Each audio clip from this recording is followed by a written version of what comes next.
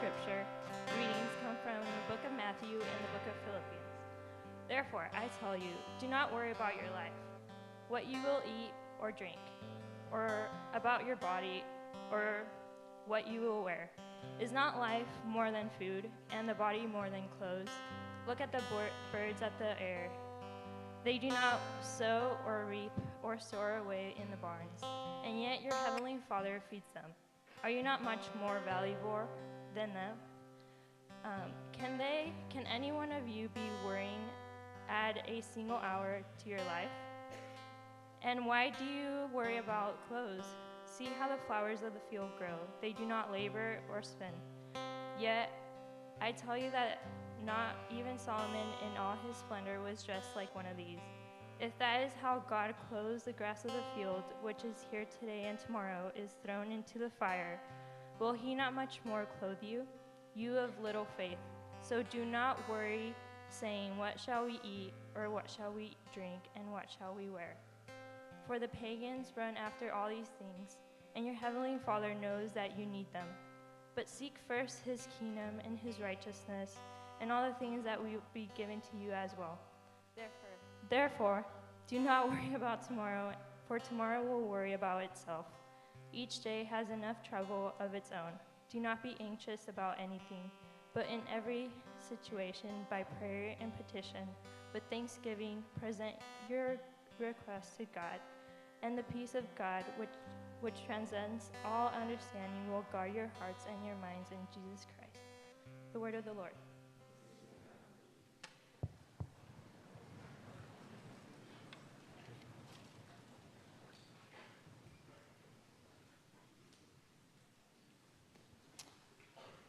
Good morning, everyone. It is my deep privilege to be able to speak to you a little bit this morning, to say something about angst or about anxiety, about worry. One of my philosophies of teaching, and actually about growth in general, is that we rarely learn something, and I rarely function well as a teacher if I'm not uncomfortably comfortable. So what I want to do today is share both from my knowledge as well as from my own experience. My goal is to be vulnerable, and in fact, in speaking on anxiety, I've done my research. I thought I'd take a look at what is the most feared thing, because there's a long list of them in our society. There's one, though, that tops almost every single list. It's above fear of snakes, fear of falling, fear of flying, fear of spiders. In fact, the majority of people put it above the fear of death itself. Does anyone know what it is? Public speaking, yes. So I thought I would sign myself up to speak in front of 1,500 people. It turns out if you want to feel anxious, this works. This is it. Thank you, guys. So I'm going to confess to you, in this last week, my stomach has been in a bit of knots. I've found myself at times being shorter than I wished I was with my children. I found anxiety creeping up in moments when I wished it didn't. And I hope, as a part of that experience, I come to today with at least a little more compassion and certainly more humility than I entered the week. We began this morning with a few words that we've all likely heard before. In one way or another, do not be afraid. These words can be found all throughout the Old and the New Testament. In fact, today's passages from Matthew and Philippians bring us this exact same message. For those of us who've spent much time in the Word, these passages are not new, and we've heard the message over and over again, from the psalmists to the prophets, to Paul, to the words of Christ himself. Be not afraid. Fear not. Be anxious in nothing. Do not worry. Do not let your heart be troubled, nor let it be fearful. The message is, and it's a true message, that God is bigger than our anxieties, and he's bigger than our fears. And there's tremendous wisdom, deep truth in these verses. So can I ask you a question to begin with, actually? I'm going to have you interact just a little bit, just enough to make you uncomfortably comfortable. First, can you raise your hand if at any point you have read or heard this verse spoken and have found some sense of comfort in the midst of trials or anxieties or stresses in your life? Yeah, I have too. There's been some incredibly challenging periods in my life, and hearing these verses at times has really spoken to me. They've helped me to move to a place of peace from a place of storm. I want to ask you perhaps a little bit more vulnerable question as well. Would you raise your hand if one of two things? If you've ever heard and tried to and wanted to respond to these words and yet have found yourself still anxious, or if you've ever passed these words on to a friend or a family member or someone else and found that they did not find the comfort that you hoped that they would find in these verses. Anyone ever had this experience? I will absolutely confess that I have as well. There have been times that I've earnestly believed that God is in control and yet still found myself anxious. And I'll add to that there's been times that I've found myself entering a spiral of shame as well. The feelings of shame or of self-consciousness that come to me when I hear the word, and yet I find myself, either my actions or my heart, or in this case, my emotions, not responding. And I'm tempted to blame myself. It's at these emotions, at these times, that actually other words of Paul have been helpful comfort to me. Because I find, like him, I ask the question, why is it that my heart does not do the things that I want it to do? And those things that I don't want it to do, it does anyway. Why will my emotions not always obey the command of my mind or my will or my knowledge or my faith? Many of you, like me, have had times in your life where you have felt your anxiety rise. You've begun to fear something or someone or some situation, and you've not been able to will or to pray your way into a sense of calm. Some of you have felt the grip of anxiety even more intensely. The paralyzing fear of a panic attack, the hypervigilance of post-traumatic stress, the vice-like grip of general anxiety, which is where wherever in your life you look, anxiety grips onto a ledge and it won't let go. And I hope this morning is to say at least a little bit about this kind of anxiety and how it sometimes paralyzes us, how it often can constrain our ability to reach out in compassion, but how it always can be an opportunity for the grace of God to find us.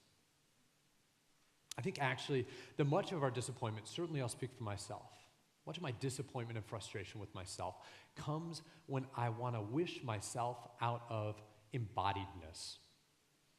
When I forget just how embodied I am as a person. I want to wish that I'm simply an immaterial soul imprisoned in a body briefly, but otherwise having nothing to do with this body. But as Christians, we have to take seriously these gifts of bodies that God has given us. So I want to begin by actually saying a little bit about what is happening in our bodies when anxiety strikes us. So let's imagine, I'm going to stick as close to your lived life as I can. Imagine walking from here. Imagine this to the degree you feel comfortable. Imagine walking from here into your next class. You're a minute or two late, and as you walk in, everyone else is focused heads down on the papers in front of them, writing furiously. You start to panic. You look at your professor, who kindly asks you if you would like a pencil for the exam that everyone else is now taking. You think yes, because you had no idea that there was an exam today. Let me tell you what is going on inside of you. Imagine yourself in that situation. In that moment, your body is mobilizing for threat. That's what anxiety does. Your hypothalamic pituitary adrenal axis, there's one to drop at your next party, kicks into motion. It floods your body with cortisol or adrenaline. You start breathing faster. Your palms begin to sweat. Your heart starts racing. And you feel like fleeing or fighting or freezing. Anyone ever felt this feeling before? Yes, congratulations, you're human. That is the feeling of, the embodied feeling of anxiety. And God speaks to embodied people. Now imagine what happens next. And I'll paint a couple different paths because we are different bodies. For some of you, you take a pencil, you sit down, you feel your palms sweat, but you take a few deep breaths, and you look for the first question that you know the answer to. And you start filling it out. You take a few more breaths, and you start filling it out. And you talk yourself down, and over time, your panic turns into alertness, turns into focus. And your heart rate declines, and your fear fades. This is what some psychologists call normal anxiety. It's what our anxiety is actually designed to do, to identify something that needs our attention in the environment, to focus us on it, to put everything else out of our mind, and to mobilize our bodies to start responding. Alternatively, path number 2. Imagine this. Upon seeing the exam, your mind freezes. Your heart starts racing uncontrollably. Your breathing becomes shallow and rapid. And as a part of this hyperventilation, you start to feel dizzy. And your thoughts spiral out of control. You begin to think helpless, hopeless thoughts. And for some people, you even feel like in the moment you're dying. This type of intense anxiety, called clinical anxiety, in this example, a panic attack in particular, is all too familiar for many people, and many people sitting in this room today, maybe to your left or your right, or maybe the person sitting in your shoes. This is very common in people of deep and abiding faith, as well as those outside of the faith. This type of anxiety can strike one regardless of what you believe about God's grace and about God's control. In fact, while some of us may tend in these moments to blame our anxiety, or some of us may tend to blame your anxiety, that other person's anxiety, on a lack of faith or a lack of courage or a lack of willpower. You don't have to raise your hand, but let me know, think inside, have you ever felt that? That if I had more faith, perhaps I wouldn't feel this anxiety. Or if they had more faith, maybe they wouldn't feel it. Some people, I'll let you know, about 20% of a population are born with more highly reactive nervous systems. Literally, as infants, you can trace the 20% of the population that is more likely to develop these severe anxiety. Not because they had less faith as infants, but simply because their body's designed to react a little more intensely to novel stimuli. As adults, those of us who find ourselves more anxious tend to have overactive right hemispheres in our brain. We have more reactive cardiovascular systems. For those of you who have this kind of biological propensity, and there are a lot of you, there are 1,500 people in this room, there are 300 people who were born with heart rates that go up a little bit faster. And for those of you in the room, hearing, do not be afraid. What you may hear, I think what's not being said, I think what God intends is not this, but what you may hear is, be another person. Get another body. Be someone else. It feels so impossible, like an impossible demand, to not feel anxiety in these moments, in part because it is sometimes impossible to not feel anxiety. So I want to say to you this. As the scripture says, do not be afraid, but allow yourself grace to feel afraid without it defining or owning who you are. So let me ask the second question. With all of these biblical admonitions to not fear that we see throughout the Bible, do not be ruled by fear. Why is it that we have this fear anyway? What is anxiety even for? If our bodies and our hypothalamic pituitary adrenal axes are gifts from God, what is this gift for? I think anxiety does a few things. I could spend a long time talking about these. I just want to mention a couple things. One of the things is anxiety helps us to monitor our environments. When it's working well, anxiety is a gut trigger that something is amiss. I should pay attention to something. There may be a threat or a danger around me, and alerting us when something is wrong, which is great if you live in a small society in which we have no electronic media and in which the biggest threats only come by intermittently. You all are living in a digital culture in which those things you carry in your pockets are perpetual sources of minor threats. Sometimes imagined threats. The challenge is our sympathetic nervous system doesn't know the difference. It doesn't know the difference between a real threat out there and a possible threat. And so what happens day after day after day is your phone buzzes and you get pinged, and your anxiety goes up and it goes down. And some of you have the ability to recover, not necessarily because you have deeper faith, but sometimes merely because of the wiring in our nervous system. But when we ping it day after day after day, our general anxiety starts to rise, and we never get a chance for our bodies to come back down. But the gift of anxiety is that when used for the kingdom, our anxiety can actually serve as an antenna to monitor the people around us, to detect in our environment, is something wrong here? Is there a threat? In fact, is someone suffering? Is someone here uncomfortable? And if so, what can I do about it? Anxiety is also a means by which we learn things.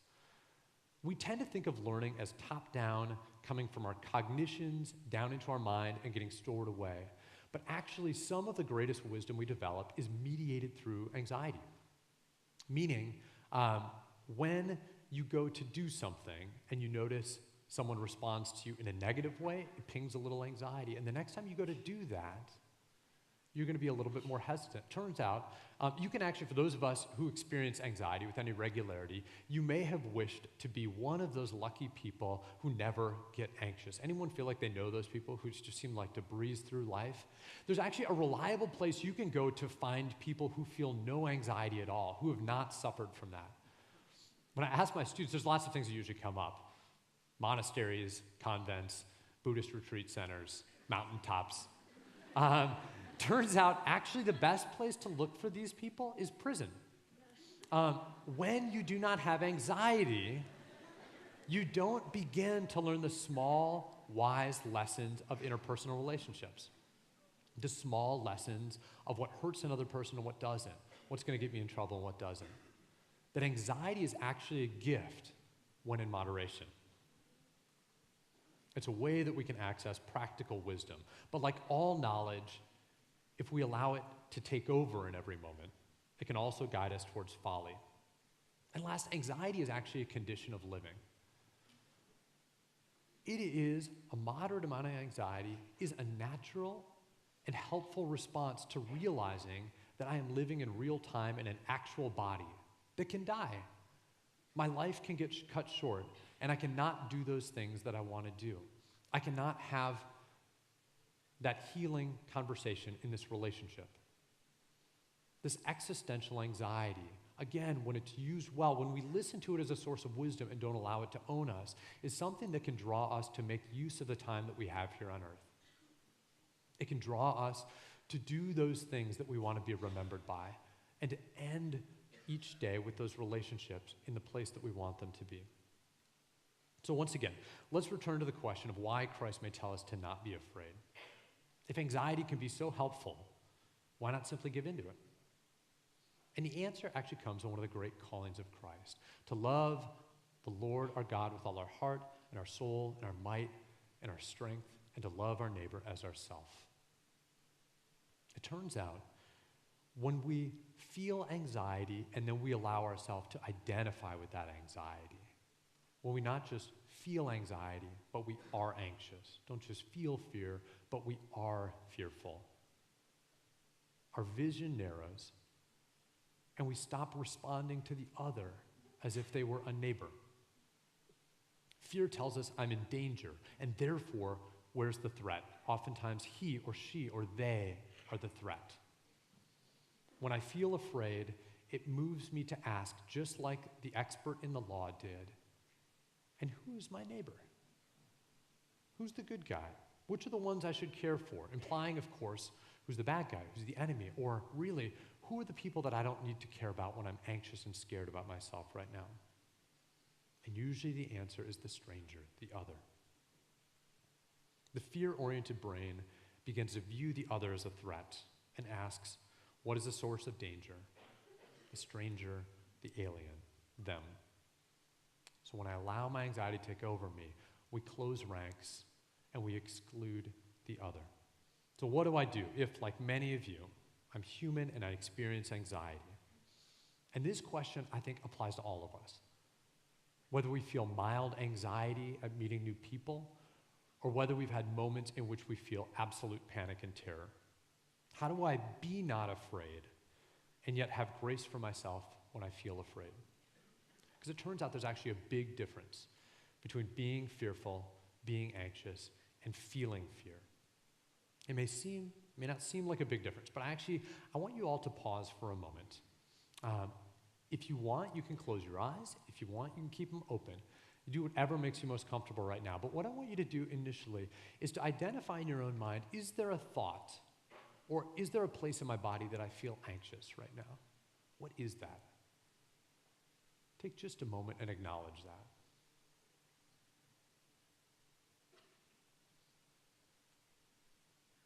The next thing I want you to do is actually take one hand and put it on your chest, one hand and put it on your stomach. And for about a minute, all I want you to do is to breathe.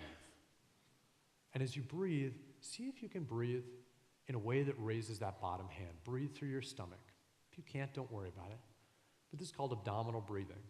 It is a way that we, as embodied people of God, can use the gift of our body to bring our anxiety back under control. So take some deep breaths. And in fact, as a song said before, imagine breathing in the grace of God and holding it inside, and then breathing out the grace of God again. Breathing in and breathing out. This is actually one of the simplest things that you can do in any moment, no matter where you are, to manage your anxiety. Why? Because it also uses our body too. When you breathe slowly and deeply like this, it mobilizes your parasympathetic system. It mobilizes your calming system. And that part of your body helps to calm the other part of your body. It also works because when you're focusing on breathing and you feel that breath in and out, your focus is moved off of that about which you're anxious. It gives our minds a chance to rest. The second thing I want you to do, and we'll take just a moment. Each of these we could do for a much longer time. But the second thing I want you to do, actually what I want 70% of you to do, and you'll figure out which 70% you are, is I want you to imagine sitting by a stream. There's typically about 30% of people who have a hard time imagining. It's just the way we're wired. If you're one of those 30%, keep breathing. Keep focusing on your breath. And come back to us in about 2 minutes. But I want you to imagine sitting by a stream and looking upstream. And as you look, you see a leaf floating down the stream. Now I want you to imagine on that leaf is whatever it is, whatever thought, whatever feeling, whatever event in your life is making you anxious. Imagine it like a leaf floating down the river. This is the way that our thoughts come to us. They drift in, and then quite often they drift out. But imagine that leaf coming down the river, or keep breathing. And as the leaf comes to you, imagine picking it up and examining it in your hand, turning it over, and just being curious about it. When we are anxious or are fearful, we are that leaf, so to speak. We have no distance from it. We can't separate. One of the most helpful things that we can do to be not afraid is not to avoid that of which we're afraid, but rather to examine it, to be curious about it, to ask the question, why would that make me upset? What is it that I'm really afraid of? And then imagine taking that leaf, setting it down, and allowing it to drift on. This may not have been helpful for you at all. If so, leave that whole part of the talk like a leaf drifting down a river. But if it is, this is one of the things that you can do even if in 2 minutes before you sit down for an exam. Or in the minute as you face a friend who seems to be anxious and it makes you anxious. The second thing that we can do not be afraid, but be courageous in the midst of feeling afraid. Don't be afraid, but when you feel fear, when you feel anxiety, be courageous. I mentioned at the very beginning that I'd volunteered to speak in front of this crowd of 1,500 people. I knew at the time that I agreed to that, I knew there would come a moment that I would regret that decision. And for me, the moment came about exactly 1 week ago at chapel time. And at that moment, I deeply, at the bodily level, deeply regretted that. My anxiety surged, my stomach clenched up, my mind started racing. Every insecure thought I could imagine came into my mind. But I knew it ahead of time. 10 minutes before I stepped up here, another surge. I felt anxious. I felt afraid. One of the things that God allows us in these embodied souls of ours is to feel afraid and yet to choose that thing of which we're afraid. This is, in therapy sessions, this is called exposure.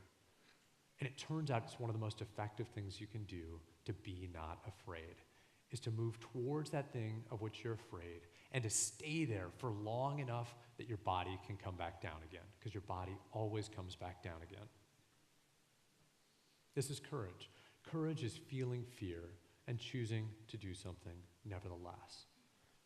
We oftentimes think of courage as not feeling afraid at all. Those people who have no fear. That's sociopathy.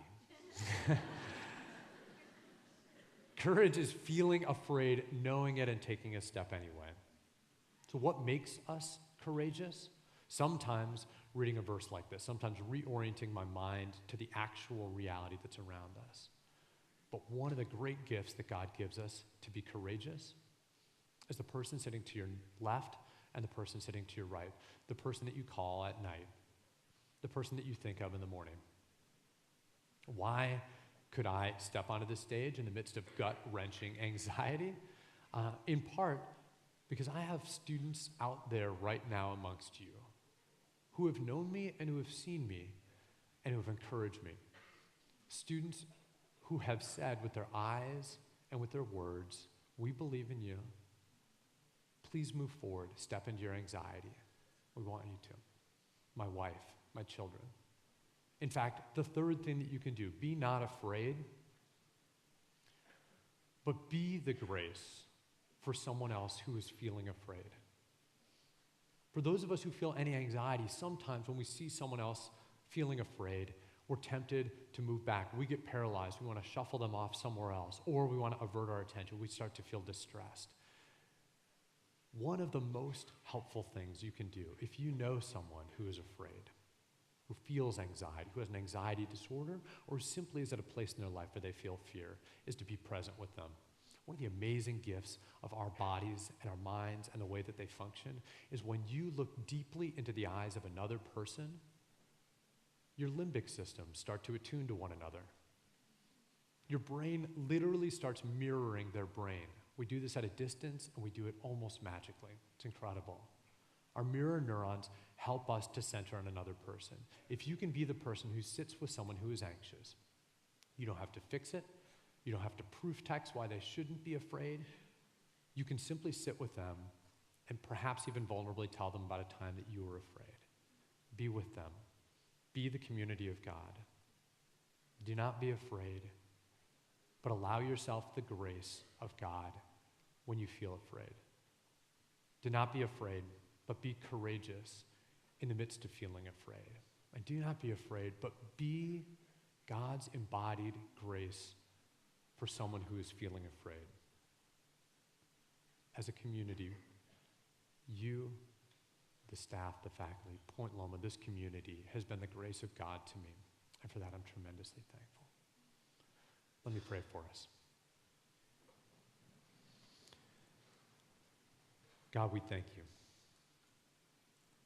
In the midst of lives that may be filled with anxiety, in the midst of a moment in which we may feel the surge of fear, we thank you. We thank you for these bodies that sometimes feel like they betray us. We thank you for the wisdom and the grace that you offer us through them. And God, we thank you. I thank you tremendously for the grace of these people sitting here. I thank you for the gift of each one of them, their lives, their minds, and eyes that show each other love. I've seen and witnessed day after day the ways in which you love your people through your people. And I ask that you would be with each of us. Help us to be not afraid, but allow us to feel your grace and the freedom to feel afraid without knowing that that's the truth. God, I thank you for these students. I ask that you would be with them and be with this community going forward. Amen. If you want, thank you.